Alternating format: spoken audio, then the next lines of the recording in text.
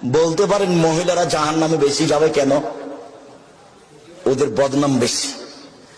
যখন আল্লাহ রাসূল বললেন ইয়া মাশারা নিসা তাসাদদাকনা ফাইন উরিতা আকসারা আহলান নার, মহিলারা শোনো শোনো শোনো শোনো, তোমরা দান করো, আমি তোমাদের অধিকাংশ দেখি জাহান্নামে।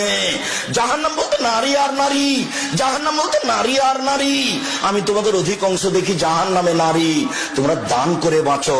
তো দান করে বাঁচো কথাটা তো হলো, মহিলা এখন বলে বসলেন লেমা কেন কেন যাবো জাহান্নামে বেশি সেটা বলেন।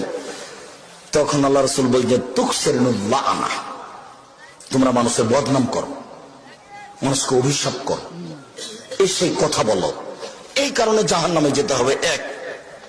দুই, স্বামীর কৃতজ্ঞ নও, স্বামীর তোমরা অকৃতজ্ঞ স্ত্রী, যার কারণে তোমাদেরকে জাহান্নামে যেতে হবে।